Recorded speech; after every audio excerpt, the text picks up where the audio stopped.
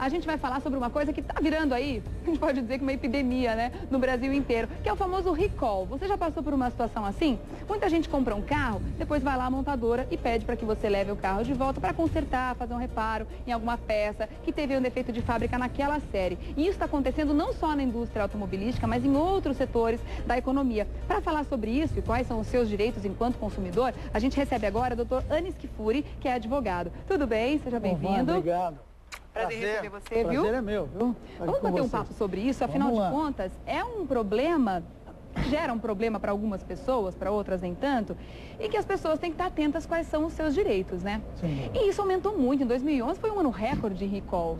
Aumentou muito na indústria automobilística, como você falou, na indústria de alimentos também teve muito, o que mostra que o consumidor está tendo, por um lado, uma vantagem, porque onde tem um problema é detectado e a indústria avisa a ele para que ele corrija aquele problema e não sofra sanção.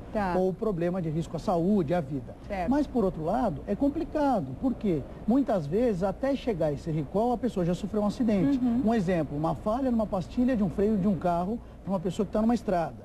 Aquela falha não deveria nem ser detectada. O grande problema é que nós estamos oficializando o recall como uma coisa normal, quando na verdade devia ser a exceção. Uma ou outra falha, mas na prática acontece isso com regularidade. Tanto é verdade que agora o Ministério da Justiça já tem no site uma relação de todos os recalls que são feitos de carro. E aqui, uma dica que é interessante é o consumidor, quando, por exemplo, compra um carro, saber se aquele carro precisa ou não, porque quando o carro é zero, comprou na concessionária, é fácil, recebe o comunicado, tem os dados dele na nota fiscal de venda, é fácil localizar. Agora, quando eu vou comprar um carro de segunda mão, um carro seminovo, eu não sei se aquele carro teve algum problema de recall que o antigo proprietário não fez. Ou dá um problema, falha na suspensão ou coisa que o valha, eu posso consultar isso no site do Ministério da Justiça. Então isso já está disponível para o consumidor? Já é disponível para o consumidor. Então quem está comprando um carro de segunda mão é bom ficar atento. Isso são alguns anos específicos ou é bom, sei lá, de 2005 para cá todo mundo tem que ficar atento? Como é que a pessoa pode se proteger? É recomendável, se você entrar no site, que é o portal.mj, de Ministério da Justiça, .gov.br/recall, R-E-C-A-L-L, recall. Se você entrar nesse site, você coloca o ano do carro, o modelo, e ele identifica os modelos e os anos que tiveram notificação ao Ministério da Justiça de necessidade de recall. Portanto, nosso telespectador, aqui é importante tomar esse cuidado, porque quando você está comprando um carro, às vezes você está colocando a sua família em risco sem saber, porque tem alguma falha que o antigo proprietário não fez. Aí vem a pergunta: mas eu não fui o comprador original do carro, posso levar na concessionária e fazer o recall se não foi feito pelo antigo? Pode, e sem nenhum custo. Quer dizer, é direito, por mais que a pessoa não tenha tirado esse carro da concessionária. Por mais que ele não tenha tirado da concessionária. Não passou pelo recall, ele tem direito de passar. Sem dúvida. E a concessionária tem obrigação de saber se aquele carro passou ou não, pelo número de série, essas coisas, né? E se você fez o recall, guarde a nota fiscal do serviço que foi prestado, o comprovante que o carro foi entregue, porque se sofrer algum acidente, tiver qualquer problema, a comprovação de que aquele carro passou pela manutenção, do jeito que a empresa, que a fabricante tinha falado, exime o motorista de responsabilidade, aí cabe sim uma indenização até contra a montadora. Mesmo porque essa peça também tem que estar na garantia, caso venha apresentar algum problema e tudo mais, né? Agora, você falou de um problema maior que pode acontecer no caso da indústria automobilística, né? Dessa peça, desse problema no carro, gerar um transtorno muito grande, afinal de contas, ele também oferece risco à vida, dependendo do que for, né? Dependendo do que é o problema. Agora, existe o transtorno também de todas as pessoas que têm um carro daquele lote, daquela época, né, em que foi fabricado e ter que passar pela concessionária para fazer essa troca. Você tem que parar o seu carro um dia, muitas pessoas não tem quem leve na concessionária, tem que faltar ao trabalho, quer dizer, isso está gerando uma série de outros transtornos.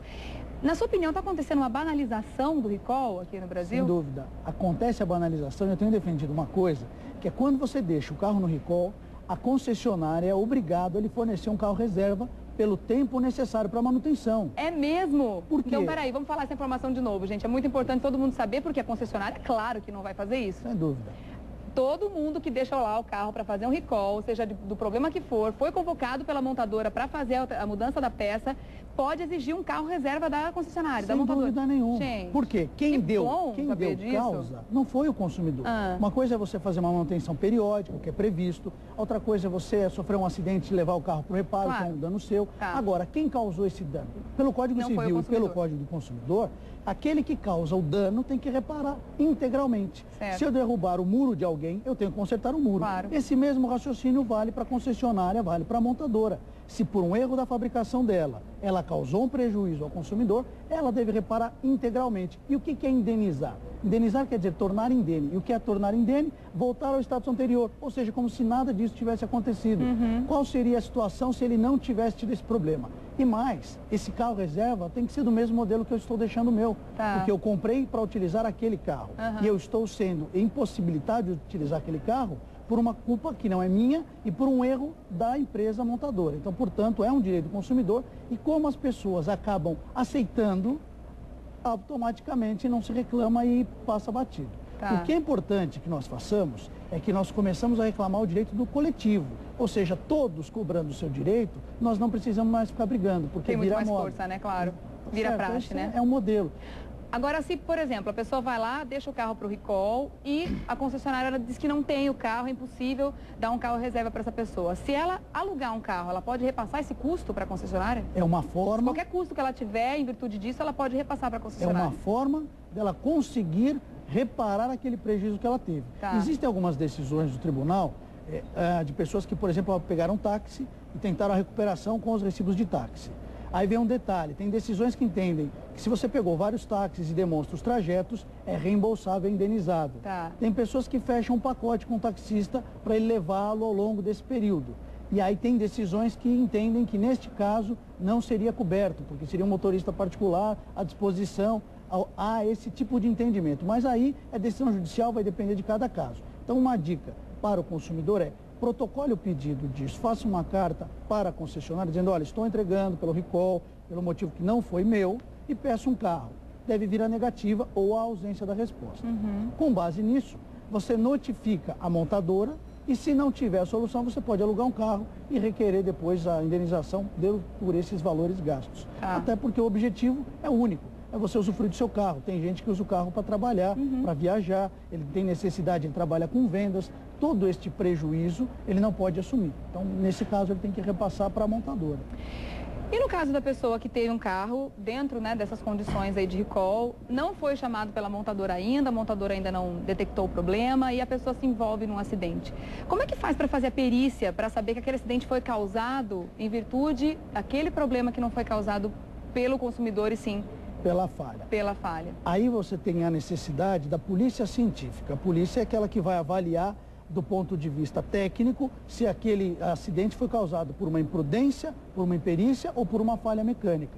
Então, a perícia vai ser muito importante, mas sem dúvida nenhuma, o fato de haver um recall daquele problema que possa ter causado, por exemplo, a suspensão, o freio, esse tipo de componente do veículo, pode gerar, sem dúvida nenhuma, uma responsabilidade ainda maior. Acaba sendo mais uma prova num eventual processo de indenização pelo dano sofrido. Mas o que importa, e aqui eu acho que é o senso de todos que nos assistem, não é pedir indenização, não é ir ao judiciário. Claro que não, mas não deixar acontecer, né? Sem dúvida. E o que a gente fica chateado é que muitas vezes a pessoa compra um carro zero, gasta um valor considerável e há uma banalização do recall. Como se dissesse, faz de qualquer maneira, se passar algum erro, depois a gente avisa. A gente Obviamente, para a empresa é um gasto que ela não tenta, ela tenta evitar isso no momento da fabricação. Mas o governo deve fiscalizar com mais rigor, porque nós estamos tendo um crescimento no recall e a rigor, se nós olharmos no fundo, tem muito mais recall para ser feito. Tem muito mais problema que às vezes acabam ainda não sendo relatado. Tem um lado bom, porque alerta o consumidor, mas tem um lado ruim, porque mostra que está passando muitas falhas que estão chegando na nossa mão. E esse assunto, dependendo de onde vem a opinião, ele desperta paixões, né? Porque a gente lendo sobre isso, inclusive em artigos na internet, existem as duas opiniões. Tem muita gente achando que o recall está sendo banalizado, né? E que justamente a gente está vendo aí um reflexo da crise mundial que aconteceu, as montadoras dispensando trabalhadores e aí caindo qualidade na montagem dos carros. E muita gente diz que não, que é porque não, agora a gente tem mais qualidade, agora as montadoras estão mais preocupadas com a qualidade dos veículos, por isso que eles estão chamando os carros de volta para a substituição dessas peças que não são tão boas. Quer dizer, claro que são duas opiniões completamente divergentes, né? Eu fico mais com a primeira, e você? Eu fico com a primeira, mas eu queria falar uma coisa, eu tenho observado isso. Eu acho que o cidadão brasileiro, ele tem que aprender a cobrar as coisas, a cobrar o seu direito. Os países europeus, o europeu ele cobra, ele reivindica. E nós nos aceitamos qualquer coisa com muita facilidade. Na época que o Collor era presidente da República, ele falava que os nossos carros eram carroças, não sei se você lembra. E ele dizia o seguinte, nós temos que ter qualidade. Hoje isso melhorou, mas ainda, se você pensar no custo do carro brasileiro, ele é um custo caro. É muito você alto. compra na Europa um carro por 7 mil euros, 8 mil euros, que daria 15, 16 mil reais, um carro zero. Este carro ainda não tem para o consumidor brasileiro, que paga muito caro. E o consumidor brasileiro, ele acaba aceitando tudo aquilo que lhe é imposto. Ele tem que aprender a reivindicar coletivamente. Porque quando nós pensamos não somente em nós, mas nós pensamos no coletivo, nós melhoramos a nossa vida. Então o consumidor só reclama se prejudica para ele. Mas prejudica o vizinho, o amigo, o problema não é dele. Mas nós precisamos nos prejudicar por todos. Quando nós ajudamos o vizinho, ajudamos o amigo, nós ajudamos a todos. E ao ajudar todos, nós nos ajudamos. É esse conceito que a gente precisa despertar em relação de consumo. Enquanto o problema é seu, eu estou bem. A hora que o problema é meu, aí eu vou reclamar. Então, quando o problema for seu, eu vou dar a mão a você e dizer, olha, vamos ajudar, eu acho que é um direito seu. E quando eu precisar, você me ajuda. Porque, afinal de contas, o problema hoje é da outra pessoa, mas amanhã pode ser o seu? Seu? Exatamente. É isso que nós precisamos mudar, essa cultura.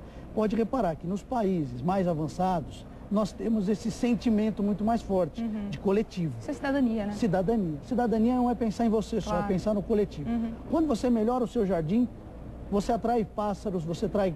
E aí o ambiente todo fica bom, para todos os vizinhos. Vizinho É isso que nós precisamos fazer. Sem dúvida. Conscientizar e quando tiver um problema, ser testemunha do processo, levar orientação para quem não viu. Quem está vendo o programa agora, fala com o vizinho, fala com o outro, vendo o programa de Mangazeta, tem um programa, cuidado para comprar o carro. Quando você alerta, você cria cidadania.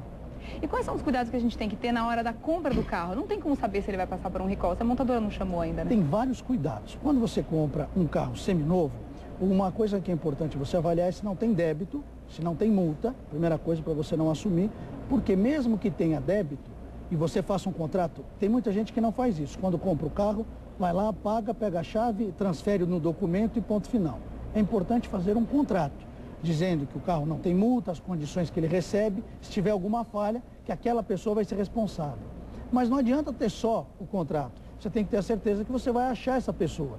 Tem pessoa que vende o carro, faz o contrato e no final não consegue localizar o antigo vendedor. Então, cuidado, o importante é isso. Segundo, entrar no site do Ministério da Justiça para ver se há necessidade de recall. O site é portal.mj.gov.br/recall/ e ver se tem alguma necessidade de reforma. E sempre é bom também levar um mecânico de confiança para ver se teve algum acidente, alguma batida que pode causar um problema no uso do veículo. Tá, uma última coisa é que a gente está falando bastante no caso do recall da indústria automobilística, mas também o que impulsionou esse aumento aí ao longo do ano passado também foi a indústria alimentícia, de bebidas. A gente encontrou aí achocolatado contaminado com detergente, quer dizer, lotes voltando por uma série de outros fatores. Tivemos o anticoncepcional que não funcionou no passado, nós tivemos o problema do achocolatado, agora nós temos o problema da prótese de implantes a francesa, né? de seio. Então, quer dizer, é uma coisa que tem que tomar muito cuidado, porque às vezes você diz, a marca é estrangeira, e isso passa uma falsa sensação de credibilidade. Exatamente. Você diz, não, mas essa é uma marca importada. Tudo que é importado é bom, nem tudo que é importado é bom. Não mesmo. Né? E às vezes a gente tem que tomar um cuidado, até porque... Que vem pra cá muitas vezes é de segunda linha, Exatamente. Então tem que tomar esse tipo de cuidado. No momento de você utilizar qualquer serviço, certificar. Até porque marcas tradicionais acabam tendo esse problema. Então sempre que tiver algum sintoma, algum alerta, já fazer a comunicação a todo mundo para que possa todo mundo se prevenir antecipadamente. Claro, então fica o nosso apelo também para que os órgãos fiscalizadores também atuem junto com o consumidor, né? O consumidor tem que criar uma conscientização em cima disso, mas também os órgãos reguladores de fiscalização que também atuem para que a gente não chegue aí para o hospital porque ingeriu uma comida contaminada ou tomar um remédio errado. São coisas absurdas que estão acontecendo, né? Um dos grandes problemas, porque há tanto processo no Poder Judiciário hoje, que acaba travancando a justiça, é que os órgãos de fiscalização não fiscalizam antecipadamente. As agências reguladoras não fazem um serviço a contento, as agências de fiscalização acabam fazendo com que o consumidor tenha que cair na última via que ele tem, que é o Poder Judiciário. É isso aí. Doutor Anis Kifuri, obrigada pela sua presença aqui, muito bom o papo. Sempre fica aberto para outros esclarecimentos, muito viu? Obrigado, Uma ótima quinta-feira para você, até a também. próxima. E lembrando que a gente vai falar na semana que vem a respeito de impostos, né? Muita gente não sabe o quanto de impostos que paga ao longo do ano, né? E para onde estão indo esses impostos, se é que estão indo. Então, para falar sobre isso, também na semana que vem, a gente vai ter aqui uma discussão a esse respeito. É muito bom que a gente saiba exatamente quais são os nossos direitos e principalmente para onde está indo o dinheiro que a gente investe em impostos. Afinal de contas, é para ser um investimento, só que muitas vezes esse retorno não acontece.